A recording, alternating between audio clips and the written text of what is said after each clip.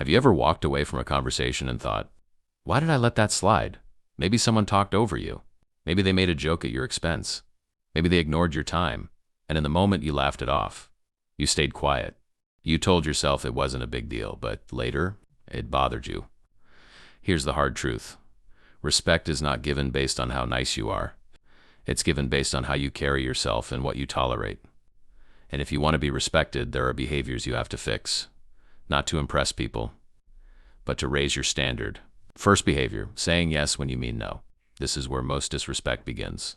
You agree to things you don't want to do because you don't want to seem rude. You answer messages immediately even when you're busy. You cancel your own plans to accommodate someone else's last-minute request. And at first, people appreciate it. But over time, they expect it. That's the shift. The moment your flexibility becomes their entitlement. Respect starts when your yes actually means yes and your no actually means no. You don't need to be harsh. You don't need an attitude. You just need clarity. I can't. That doesn't work for me. I'm not available. And then stop talking. The more you over-explain your no, the weaker it sounds. Short, calm, firm. That's power. Second behavior, over-explaining yourself. Pay attention to this. Do you notice how some people make decisions and just leave it there? No long paragraph, no justification. They say, I'm not going, and that's it. Meanwhile, you feel the need to explain your entire schedule so no one misunderstands you. That's not communication. That's insecurity disguised as politeness. When you over-explain, you subtly signal that your decisions require approval.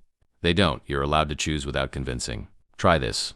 Make your statement, and when silence comes, don't fill it. Let it sit. Silence is uncomfortable for people who expect control. And that discomfort, that's where respect starts forming. Third behavior, weak body language. This one is subtle but powerful. You can say confident words, but if your shoulders are collapsed, your voice is shaky, and your eye contact disappears mid-sentence, people will read uncertainty. And people test uncertainty. Straighten your back. Slow down your speech. Stop ending sentences like questions when they're not questions. When you walk into a room, don't rush. Move with intention. You don't need to dominate the room. You just need to look like you belong in it. The crazy part? You'll start feeling more confident just by adjusting posture and tone. Your body teaches your brain how to feel. Fourth behavior, tolerating small disrespect.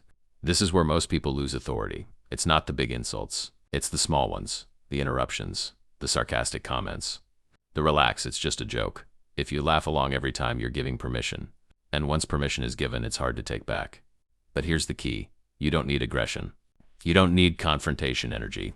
You need calm accountability. Simple, what do you mean by that? It changes the entire dynamic. It forces the other person to either clarify or backtrack. You stay composed.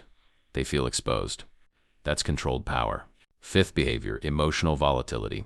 If your mood controls your reactions, people won't feel stable around you. One day you're inspired and intense, the next day you disappear. One moment you're calm, the next you explode over something small. Respect grows around emotional consistency. People trust what they can predict. If you want to be respected, become steady. When something triggers you, pause. Literally pause. Take a breath before speaking. Delayed reactions feel powerful. Instant reactions feel immature. The person who stays composed under pressure automatically becomes the emotional leader in the room. Sixth behavior, not respecting your own standards. This one is deeper than the rest.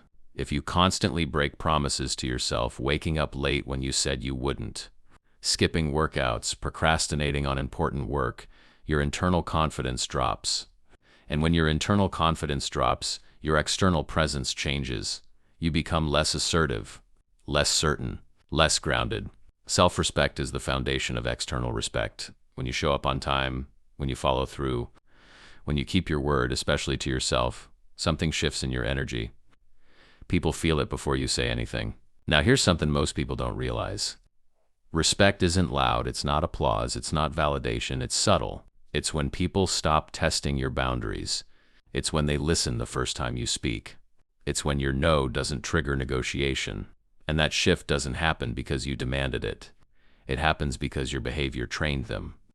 Let's go deeper for a second. A lot of people confuse being liked with being respected. They're not the same. Being liked feels warm. Being respected feels solid. You can be liked and still be ignored. You can be liked and still be talked over. But when you're respected, even people who don't like you will think twice before crossing a line. That's the difference. And here's the part that might sting. Some people in your life won't adjust when you raise your standards. When you start saying no, when you stop laughing at disrespect, when you become more disciplined, they'll call you different. They'll say you've changed. Good. Growth always feels like distance to people who benefited from your lack of boundaries. But don't swing to the other extreme. Respect is not coldness, it's not arrogance, it's not walking around acting superior. It's calm confidence, it's emotional control, it's consistency, it's standards without noise. So here's your challenge. Don't try to fix all 6 behaviors at once. Pick one, just one. Maybe it's learning to say no without explanation. Maybe it's fixing posture and voice. Maybe it's holding people accountable calmly. Focus on one for the next 7 days. Watch how people respond differently. Watch how you feel differently. Because the truth is this, respect is a reflection. When you start respecting your time, your boundaries, your emotions, your standards, people either adjust or they fade out. And either way, you win. You don't become respected overnight. You become consistent, and consistency builds identity. And identity builds presence. Fix the behaviors, raise the standard, and let the energy shift speak for itself.